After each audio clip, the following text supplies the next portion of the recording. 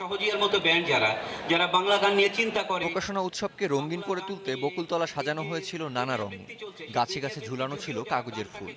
Band সহজিয়াকে শুভেচ্ছা জানিয়ে উপস্থিত শিল্পীদের বক্তব্যের পরই মোড়ক উন্মোচন করা হলো দলটির প্রথম অ্যালবাম রং মিস্ত্রি। বন্ধুরা মুখ খুলল, সহজিয়ার প্রথম অ্যালবাম রং মিস্ত্রি। উপস্থিত দর্শক যেন অপেক্ষা করছিল গানের জন্য। প্রথমেই মঞ্চে আসে গানের দল চিৎকার, নিজেদের গান দিয়ে শুরু করে পরিবেশনা।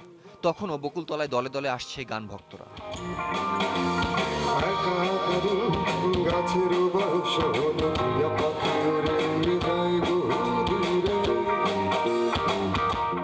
এরই মাঝে মঞ্চে এসেছেন কবি ও সঙ্গীত শিল্পী কফিল আহমেদ। শিল্পীর পরিবেশনায় আবারও মেতে উঠল উপস্থিত দর্শক শ্রোতারা। এক অন্যরকম সুরের টানে হারিয়ে যায় শ্রোতারা।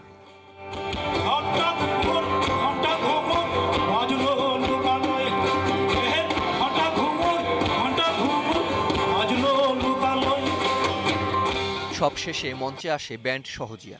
পরিচিত গান দিয়ে পরিবেশনা শুরু করে শিল্পী রাজু, সাথে আলভি, সৌমি, সজীব, রাব্বি ও জাফরি।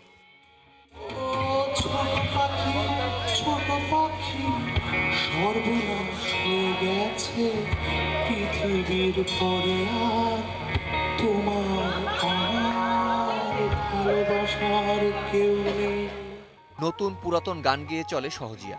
গানে গানে কেটে যায় 1 ঘন্টা। তারপরও যেন তৃষ্ণা মিটছিল না সঙ্গীত প্রেমীদের।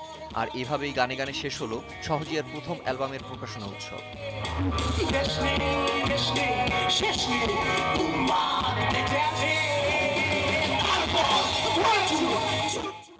Kamrul Rifat, independent news.